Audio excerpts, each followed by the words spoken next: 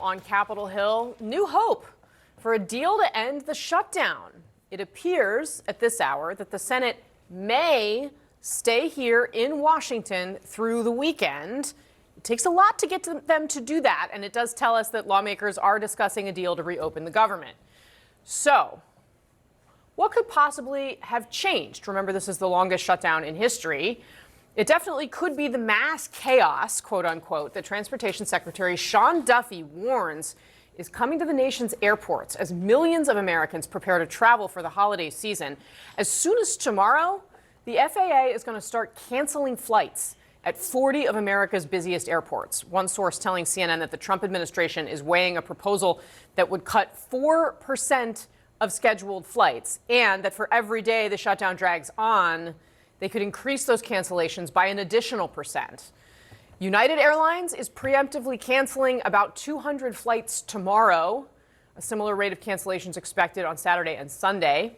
Delta Airlines canceling about 170 of their Friday flights. The White House arguing that these cuts and the significant disruptions that they'll cause are not political. Here was the Transportation Secretary, Sean Duffy, earlier today. People have asked me, why don't you find money for air traffic controllers? Like, that's the purpose of a shutdown. I don't have access to money. I can't find dollars to pay them because the Congress said there is no money. And so we can't break the law. And so I can't pay them. I'd love to, but I can't. And so the message is sit down, figure this out, open the government up. And, let's not hold Americans hostage, especially when they want to travel. So today, thousands of flight delays have been reported as the air traffic control towers go understaffed. The air traffic controllers have already missed one paycheck. Today, they received a second pay stub for $0. The president of the Air Traffic Controllers Union tells CNN that every day some controllers are permanently quitting their jobs, while others say they simply can't afford to get themselves to work.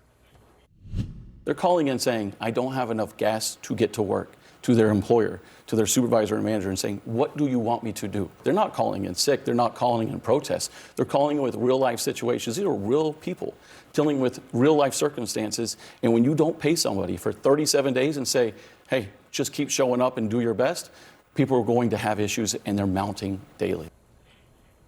There you go. All right, let's get off the sidelines, head into the arena. My panel is here, and we're going to get started with CNN aviation correspondent Pete Muntean and CNN's Manu Raju, who is on Capitol Hill for us. Manu, I actually do want to start with you just because the talks that are aimed at trying to reopen the government wrapped up in the last hour, and there does seem to be some significant a change in the chatter, shall we say. Is it the flights that's upping the ante? What's the latest from where you sit?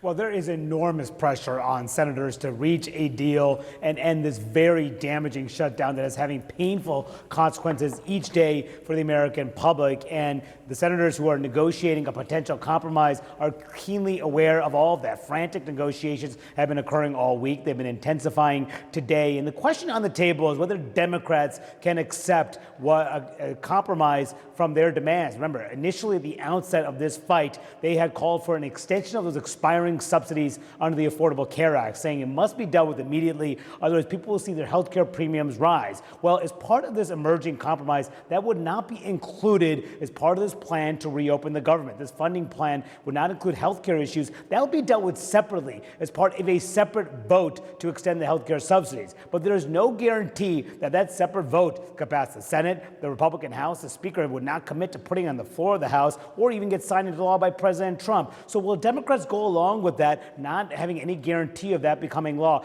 That is a key question that I put to Democrats today. Some say this will be a capitulation. Others say it's time to cut a deal. Settling for some kind of vague promise about a vote in the future on some indeterminate bill without any definite inclusion in the law, I think is a mistake. And it would be a letdown to your voters? I think voters would rightly see it as a surrender. Yeah, but I mean, some people would think that this is a capitulation if you only agree to a standalone vote. People need to understand how the Senate works.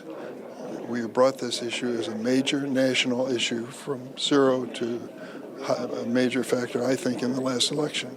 And I think we're going to continue to make it an issue as we approach the next election in the mid-year.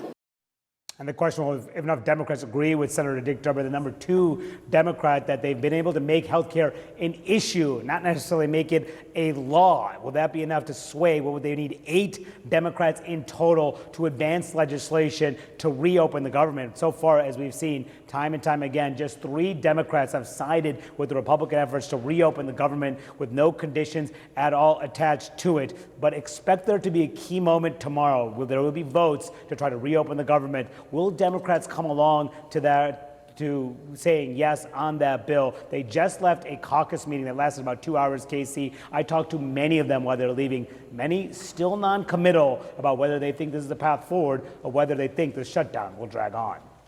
All right, well, keep us posted, Manu. Sounds like it could be potentially an interesting weekend up there. So, Pete Muntean, it's certainly going to be an interesting weekend for Americans across the country who are just trying to get where they're going.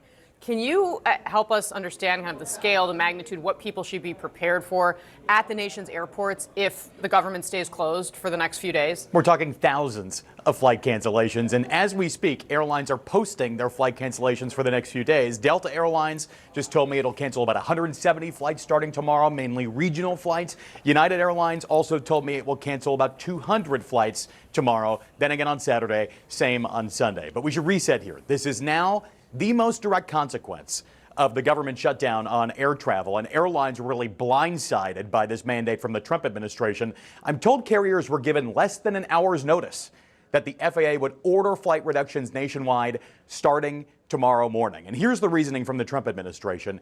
Air traffic controllers just got that $0 pay stub, their second of this government shutdown. Transportation Secretary Sean Duffy says that has built stress into the national airspace system, and things have really reached a point where it is no longer safe to operate flights at full capacity. I want you to listen now to what FAA Administrator Brian Bedford said in this surprise announcement. When we see pressures building in these 40 markets, we just can't ignore it, and we're not going to wait for a safety problem to truly manifest itself when the early indicators are telling us we can take action today to prevent, things from deteriorating. So the system is extremely safe today. It will be extremely safe tomorrow. And if the pressures continue to build, even after we take these measures, we'll come back and take additional measures. Here are the details in this new directive. If there's no deal to reopen the federal government, the FAA is mandating airlines reduce flights by up to 10% at 40 of the country's busiest airports. Multiple airline officials now tell me the Trump administration will start this off at a 4% cut tomorrow, then ramp this up to 10% through the next week. Where will this be? And I want to show you the preliminary map of the airports. We're talking everywhere from Florida to Albuquerque to Anchorage, even some airports with no airline service at all, like Teterboro, New Jersey.